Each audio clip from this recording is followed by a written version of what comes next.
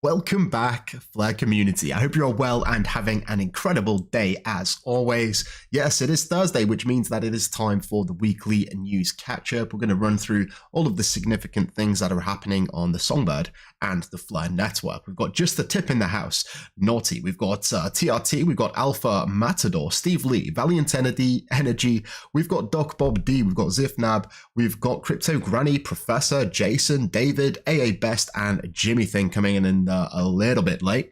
But yeah, we're going to get this party started. And of course, we're going to start with the usual way, and that is by looking at the data providers on the Flare network and checking out the top 5 so you can make, I guess, informed decisions when making your delegation choices.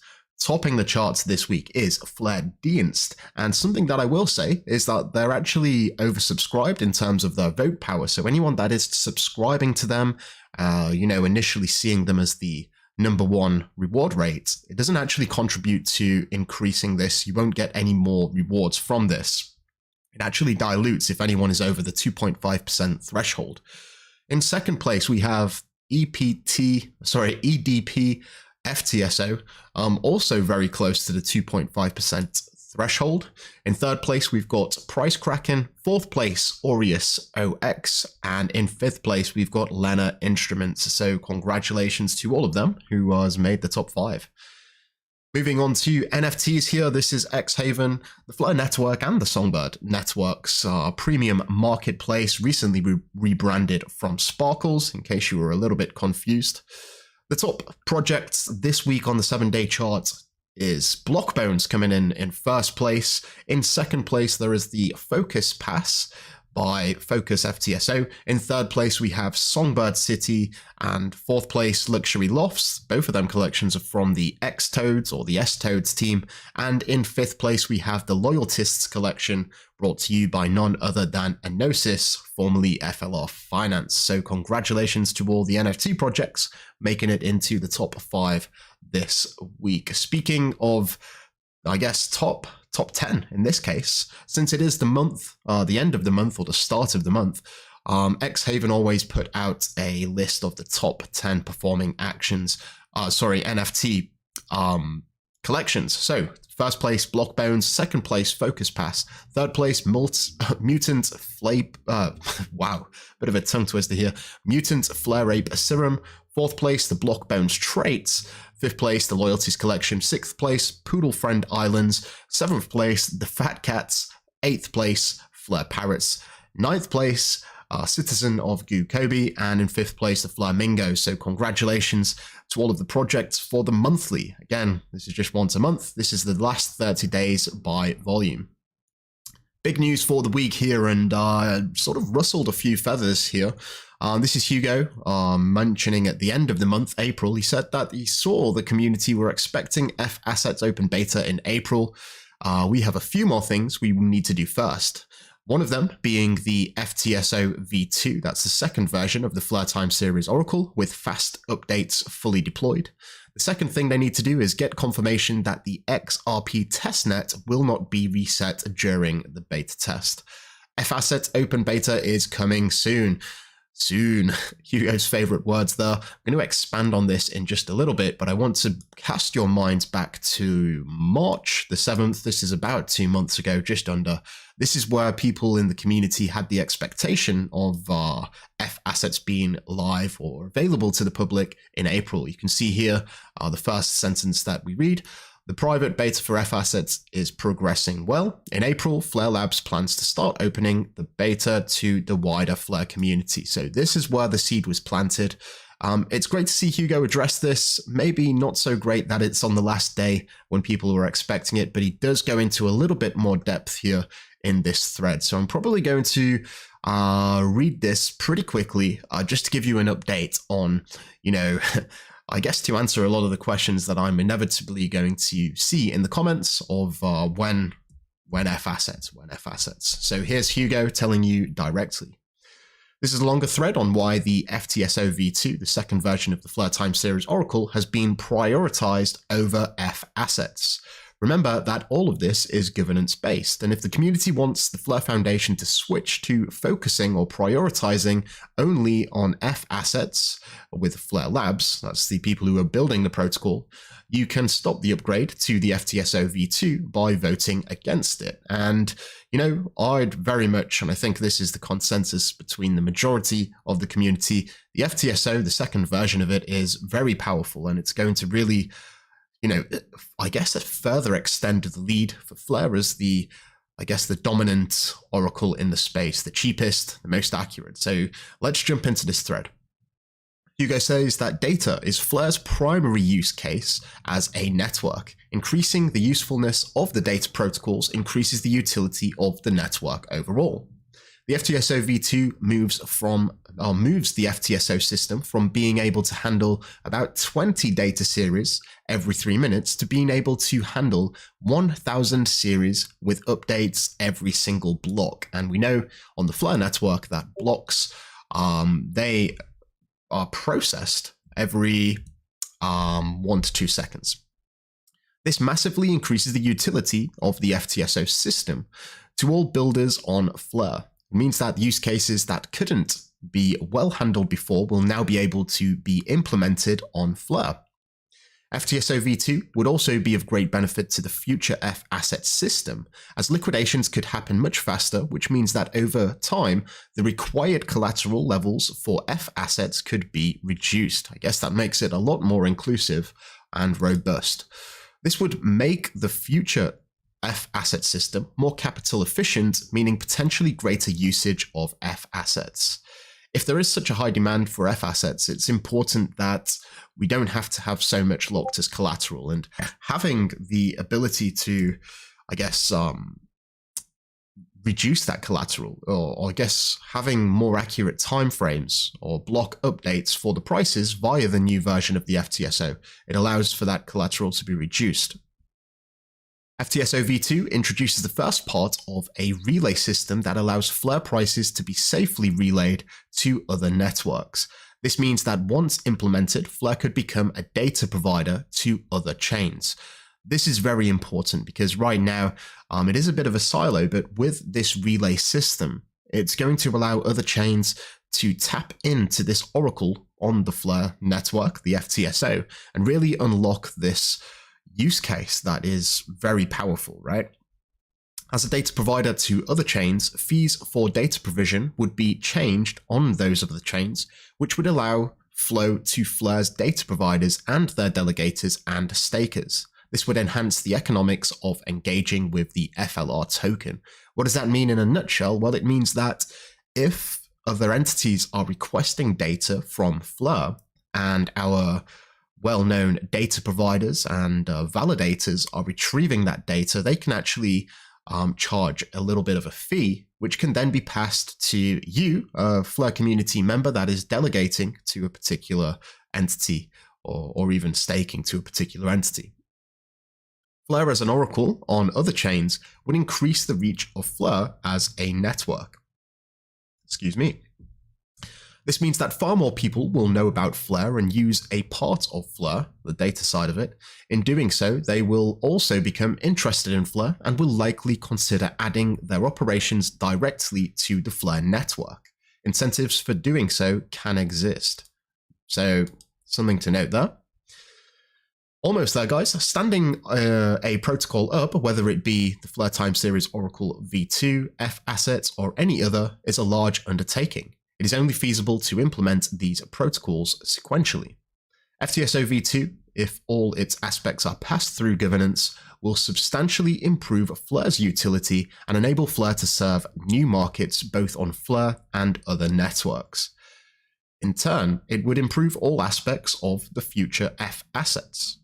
As this process unfolds, there will be quite a few governance proposals for the community to engage with, so be on the lookout for them. To bring FTSO v2 to the network, what direction is taken up by the community, and the F assets open beta is on track, and the future of utility on Flur is bright. So that's a quick rundown. Of course, it was quite a substantial thread, but the gist of this is that it makes sense for the team at Flur Labs to be focusing on the upgrade for the FTSO, because it's going to set the foundation for an even better version of F assets. And of course, it's going to benefit you as a holder. It's going to allow networks to plug into the FTSO system, which is very powerful, and that brings attention, it brings developers, it brings new dApps, all of that good stuff. Moving on, we've got this news from Tangam. Exciting news, Flur has joined Tangam Wallet.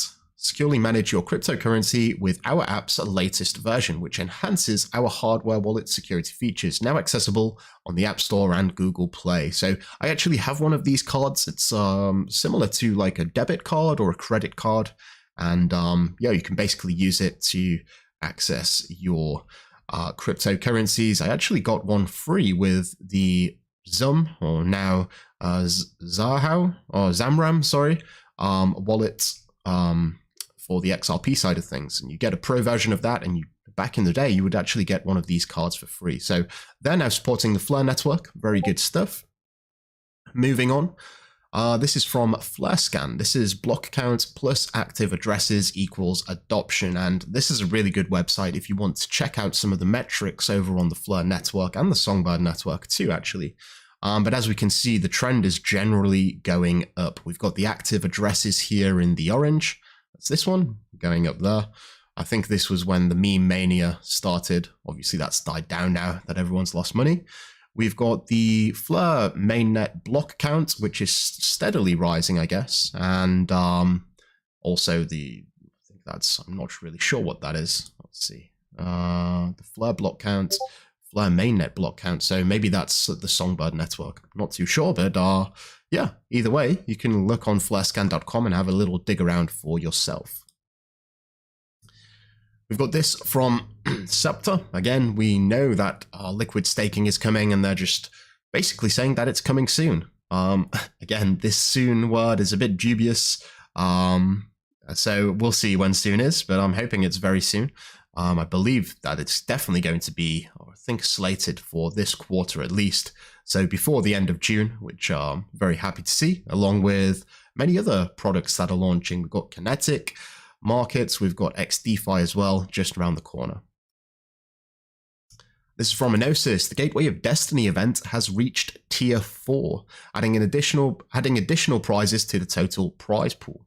Over 5,000 Quark boxes have been minted, and over 500,000 Canary dollars have been raised. This will allow us to burn over 10% of the loan's debt once testing is complete. So over halfway there, I think, and if we actually might be able to have a quick peek in a second. Tier 4 prizes that have been added to the total prize pool include the Golden Hand of Supaku necklace. There's an Enosis hoodie, 20 of them. FLR Finance Golden necklace, Nintendo Switch, and a Samurai NFT ×5.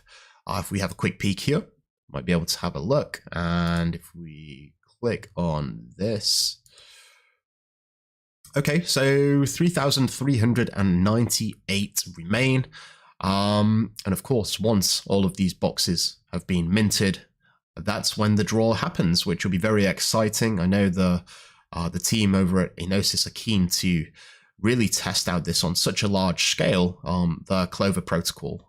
So stay tuned for that. And if you do have any spare Canary dollars, consider buying a box, and you never know, you might win something pretty good. There's the Golden Obelisk. Wow, that would be a prize, right? Wow, it's just blown up a little bit. There we go. This is from Xtoads and Stoads. Yes, we teamed together with the Blockbones a project. And, if you are considering staking on the Flare network, definitely consider XToads because they have the most robust or the most extensive rewards package. Of course, if you're staking with anyone on the Flare network, all validators give you FLR rewards. This is standard. But the XToads team are going a little bit further with 3 jackpot prizes every single week. We've got a Blockbones NFT, which increases in rarity over time. There's 1 XToad NFT on the XRP ledger and 5 million S ribbits. And also, these are obviously somewhat of raffles.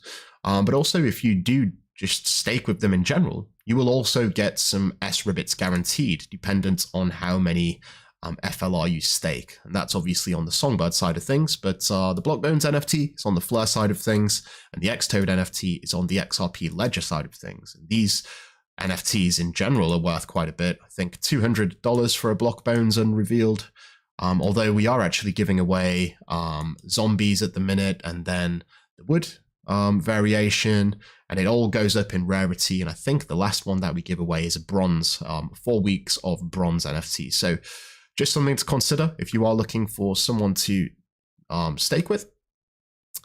I recently integrated Mr. Tipbot into the Blockbones Discord, and this is a tipping bot built to you by none other than Astral Credits, and it's actually quite good, especially if you have your own projects or NFT collections or your own communities, and you want to start tipping. This is a self-custody solution, so you're in control of the wallet, or maybe not the private keys, but you're not depositing into someone else's wallet. These are all the supported coins so far. This is on the Songbird side of things. This is on the Flare network side of things. And of course, we just added the Bones coin there too. So be sure to check that out if you haven't already.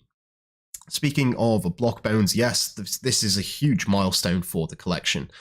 Fusion is now live, so the ability to fuse traits to your Blockbones NFT, this is the birth of bringing the project alive, right? So if we just scoot by here, you can see a trait being selected and basically click on fuse. And then once you go through this process and you see the magical confetti, which everyone loves, yeah, that's pretty much it. So you basically flatten the trait onto the Blockbones NFT, and that's what makes it dynamic.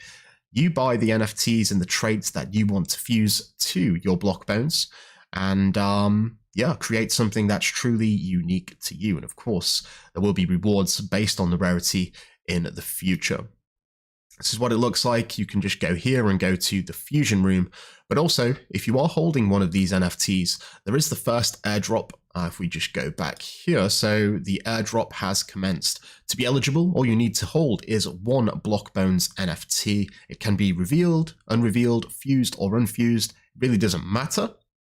This is the first of 5 airdrops, each consisting of 750 bones.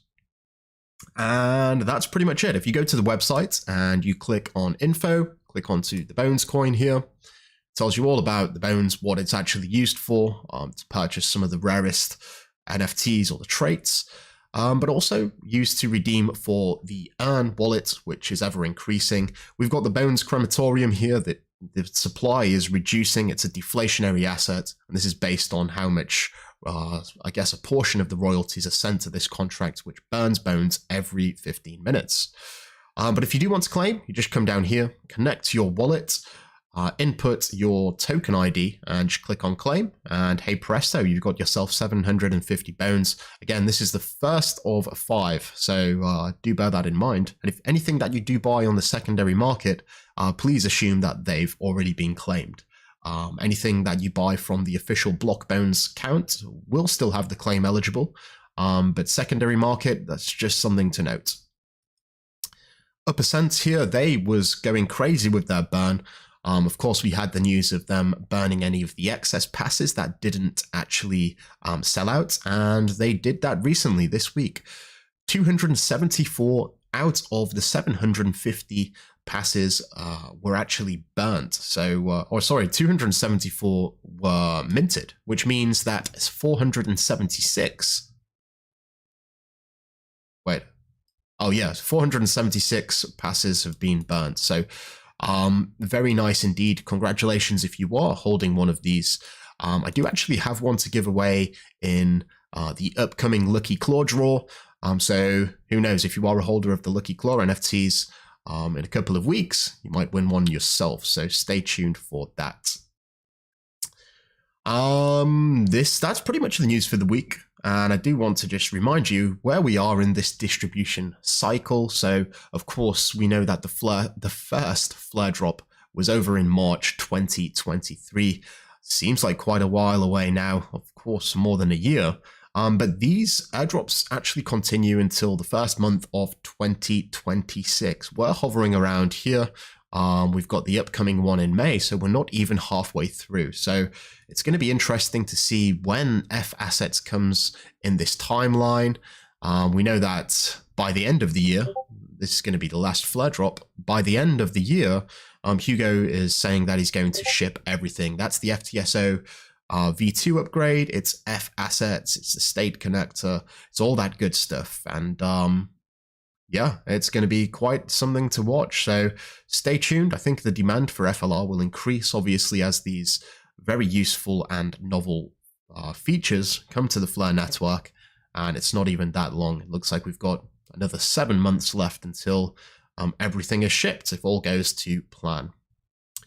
So that is pretty much the news for this week. Of course, if you do fancy a good old chinwag, please feel free to come over to the Flare Community Discord. I believe there is a link in the description. Scroll right to the bottom here, and you should see us all chilling in the community stage. These are weekly community events that I host every week, barring the last Thursday of the month, which is reserved for a Patreon special chats. But every other week, it's over here in the community stage. So you're all welcome to join. We'll have a good old chinwag.